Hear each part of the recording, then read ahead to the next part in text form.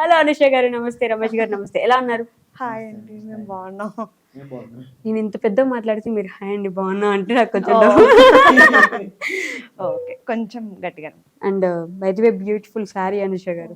Thank you so చాలా much. బాగున్నారు శారీలో. మేము అనుకున్న దానికి చాలా బాగున్నారు. ఇది పెయిడ్ ఫోన్ పేల హౌ ఈస్ ఎవ్రీథింగ్ అండి ఆఫ్టర్ ఏ స్మాల్ బేబీగే ఎలా ఉంది ఇప్పుడు? యా, లైఫ్ ఈస్ గుడ్ అండి. Good ఆ? So cute, my lucky charm అనుకోవాలి. అంతేనా?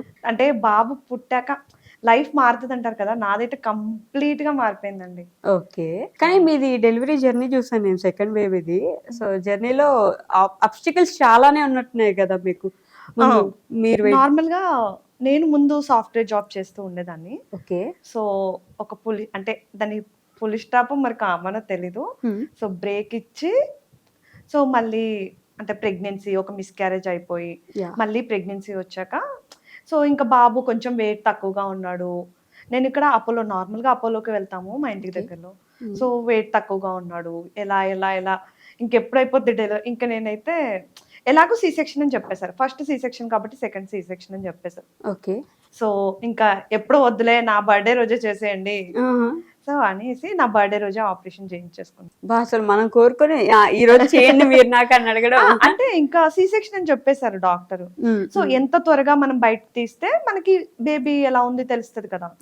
సో ఇంకా అనేసి చెప్తే సరే అండి, నా బర్త్డే 23rd October, నాకు అదే రోజు చేసేయండి. నా ఫేవరెట్ హీరో ప్రభాస్ గారు కూడా అదే రోజు అన్నీ కలిసి వస్తాయి అనేసి చేసేస్తే ఇంకా అబ్బాయి పుట్టాడు. So happy. బాగున్నాడండి, కొంచెం వెయిట్ తక్కువగా పుట్టాడు కానీ హీస్ ఫైన్, హెల్దీ. చాలా క్యూట్ గా ఉన్నాడు గైస్. మీరు కూడా విజువల్స్ చూస్తారు నాకు తెలిసి, ఇప్పుడు ఇంటర్వ్యూలో లేడు కానీ ఖచ్చితంగా మీరు చూస్తారు చూడండి. చాలా చాలా క్యూట్ గా ఉన్నాడు బాబు అయితే, నాకు భలే నచ్చేసాడు. రమేష్ గారు దగ్గర చూస్తుంటారు కదా 2 డెలివరీస్ మీరు. సో అంటే ఒక ఉమెన్ గా తన్ని మీరు సపోర్ట్ చేస్తుంటారు చాలా దగ్గర నుంచి. But being a husband, being a father, how is it, ఎలా అనిపిస్తుంది? ఫస్ట్ ఆఫ్ ఆల్ లైక్ చాలా ఎగ్జైటింగ్ జర్నీ అండి. ఫస్ట్ అబ్బాయి అప్పుడు different kind of problems face చేసాం. అప్పుడు కోవిడ్, లాక్డౌన్ ఇవన్నీ ఉన్నాయి. But like by God's grace అంత స్మూత్ గా వెళ్ళింది. అంటే మాకు ప్రాబ్లమ్స్, ప్రెగ్నెన్సీ రిలేటెడ్ ఇష్యూస్ అయితే ఏమి రాలేదు. ఓకే. బాగా జరిగిపోయింది. అక్కడ ఫస్ట్ బెంగళూరులోనే ఉన్నాం స్టార్టింగ్ లో, తర్వాత లాక్డౌన్ ఉన్నప్పుడు కరీంనగర్ వచ్చేసాం. అక్కడ జరిగింది. సెకండ్ బేబీ అప్పుడు కూడా స్టార్టింగ్ ఇష్యూస్ ఏమి లేవు. బట్ వెయిట్ పుట్టాను అవుతే బేబీ వెయిట్ పెరగలేదు అన్నారు. సో కొంచెం కేర్ తీసుకున్నాము. డాక్టర్ కూడా మంచి సజెషన్స్ ఇచ్చేవారు. సో ఫైనల్లీ అంతా మంచిగా. సో పాప పుట్టిన 15 days కి మళ్ళీ యూట్యూబ్ స్టార్ట్ చేసి, అంటే అప్పుడు యూట్యూబ్ స్టార్ట్ చేశారు. అవును, 15 days కి అయిపోయాక, డెలివరీ అయిన 15th day కి యూట్యూబ్ అయితే స్టార్ట్ చేశాను. నేను అదే అడగబోతున్నా, అసలు మీ ఇద్దరు సాఫ్ట్వేర్ ఇంజనీర్స్?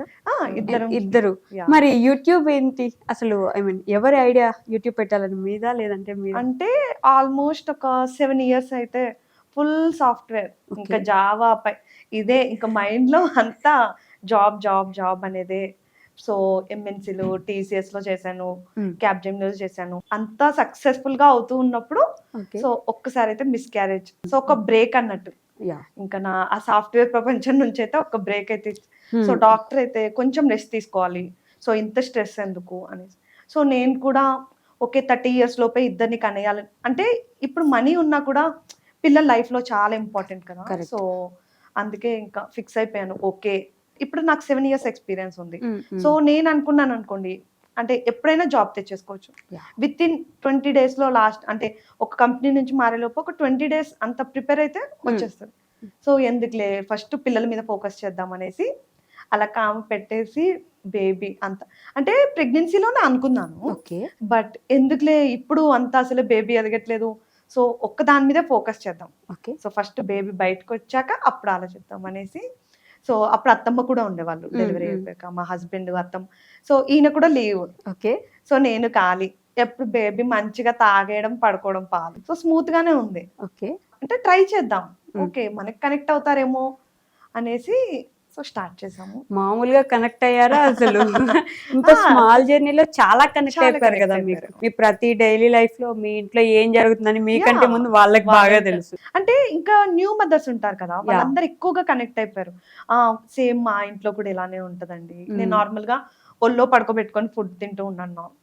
సో సేమ్ ఇలానే ఉంటది చిన్న బేబీ ఉన్నప్పుడు.